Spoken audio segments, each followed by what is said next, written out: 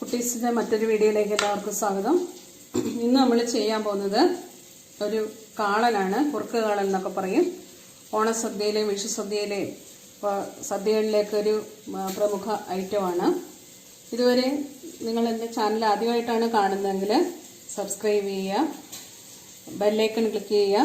എങ്കിൽ മാത്രമേ ഞാൻ ഇടുന്ന വീഡിയോസൊക്കെ നിങ്ങൾക്ക് കിട്ടുകയുള്ളൂ. ഇതെങ്ങനെയാണ് ചെയ്യുന്നത് നോക്കാം.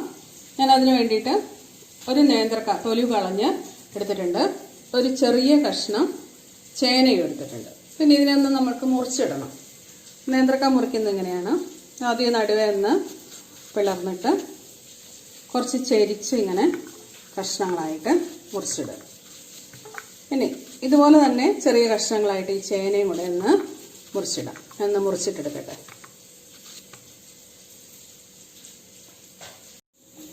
കഷ്ണങ്ങളൊക്കെ ഇങ്ങനെ അരിഞ്ഞെടുത്തിട്ടുണ്ട്, ചേനയും കായും. പിന്നെ ഇതിനെ ഒരു മൺചട്ടിയാണ് ഞാൻ കറി വെക്കാൻ വേണ്ടിയിട്ട് എടുത്തിരിക്കുന്നത്. അപ്പം അതിലേക്ക് മാറ്റാം. മൺചട്ടിയിലേക്കിട്ട് കുറച്ച് മഞ്ഞൾപ്പൊടി ഇടണം.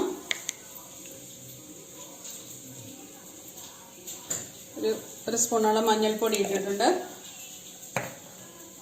2 കരിവേപ്പില ഇട്ട് കൊടുക്കണം. 2 കരിവേപ്പില ഇട്ടു. കുറച്ച് ഉപ്പ് ഇട്ടിട്ടുണ്ട്. ഉപ്പ് നീരാണ്, പൊടി ഉപ്പ് വേണമെങ്കിലും ഇടാം.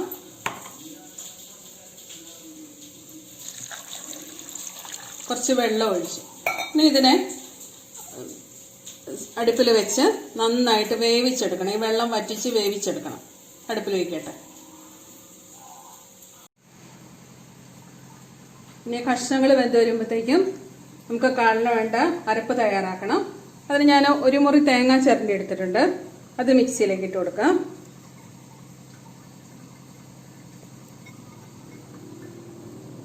പിന്നെ കുറച്ച് കാന്താരിയാണ് ഞാൻ എടുത്തിരിക്കുന്നത്. പച്ചമുളക് ഉണ്ടെങ്കിൽ പച്ചമുളകാണെങ്കിലും മതി, ഇല്ലെങ്കിൽ കാന്താരി എടുക്കാം. അതും കൂടെ ചേർക്കാം. പിന്നെ ഒരു 1/2 സ്പൂണ് നല്ല ജീരകം, ഒരു 1/2 സ്പൂണോളം നല്ല ജീരകം എടുത്തിട്ടുണ്ട്. അതും കൂടെ ചേർത്ത് കൊടുത്ത് കുറച്ച് വെള്ളവും ചേർത്ത് നന്നായിട്ട് അരച്ചെടുക്കണം. ഇതിൻ്റെ മൂടി തുറന്ന് നോക്കാം. കായും ചേനയൊക്കെ വെന്ത് വെള്ളമൊക്കെ വറ്റി ഇങ്ങനെ വന്നിട്ടുണ്ട്. ഇതിലേക്ക് ഞാൻ അരപ്പ് തയ്യാറാക്കി വെച്ചിട്ടുണ്ടായിരുന്നു. നന്നായിട്ട് അരച്ച് തേങ്ങയും ജീരകവും മുളകും കൂടെ അരച്ച് വെച്ചിട്ടുണ്ട്. അതും കൂടെ ചേർത്ത് കൊടുക്കുക. ഇതും കൂടെ ചേർത്ത് ഈ അരപ്പും കൂടെ നന്നായിട്ട് തിളച്ച് വരട്ടെ. ഇങ്ങനെ തിളച്ച് വരുന്നുണ്ട്. നമ്മുടെ കുറുക്കുകാളിനാണ്. അപ്പോൾ ഈ അരപ്പിൻ്റെ വെള്ളമൊക്കെ ഇങ്ങനെ ഇടയ്ക്കിടയ്ക്ക് ഒന്ന് ഇളക്കി കൊടുത്തിട്ട് നന്നായിട്ട് വറ്റിച്ചെടുക്കണം. മൂടി തുറന്നു. ഇത് ആ അരപ്പെല്ലാം കൂടെ വെന്ത് നന്നായിട്ട് തിളച്ച് വെള്ളം വറ്റിയിട്ടുണ്ട്. ഇനി അതിലേക്ക് തൈര് ഇങ്ങനെ ഒന്ന് സ്പൂണ് കൊണ്ടോ ഫോർക്ക് കൊണ്ടോ ഒന്ന് ഉടച്ചാൽ മതി. ചേർത്ത് കൊടുക്കുക.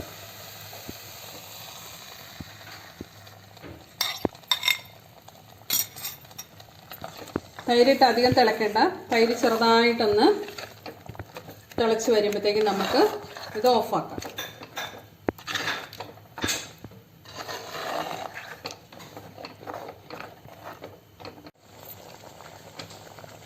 ഇങ്ങനെ ചെറുതായിട്ട് തിളച്ച് വരുന്നുണ്ട്. നമുക്കിതിനെ ഒന്ന് വാങ്ങി വയ്ക്കാം. എന്നിട്ട് ഇതിനെ നമുക്ക് താളിച്ചിടണം.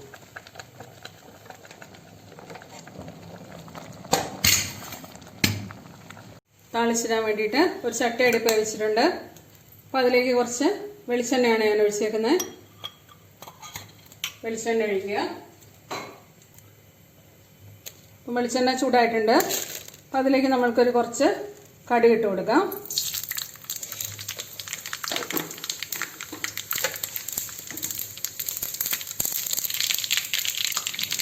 കടുക് നന്നായി പൊട്ടി വന്നിട്ടുണ്ട്. അപ്പോൾ കുറച്ച് കരിവേപ്പില ഇട്ട് കൊടുക്കുക.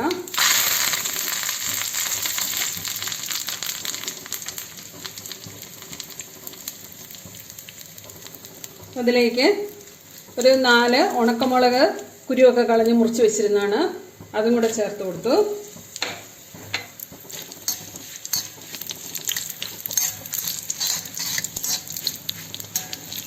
അപ്പോൾ അത് ഏകദേശം മൂത്ത് വരുന്നുണ്ട്. ഇനി അതിലേക്ക് നമുക്ക് കുറച്ച് ഉലുവ പൊടിച്ച് വെച്ചതും കൂടെ ചേർത്ത് കൊടുക്കണം.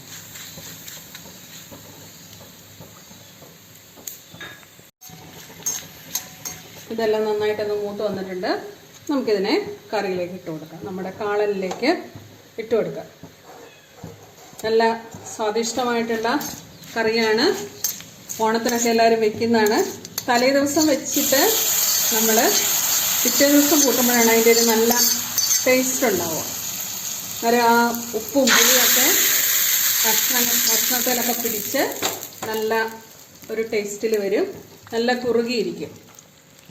എല്ലാവരും ഒന്ന് ട്രൈ ചെയ്ത് നോക്കുക. കമൻറ്റ് ചെയ്യുക, ഷെയർ ചെയ്യുക, സബ്സ്ക്രൈബ് ചെയ്യുക.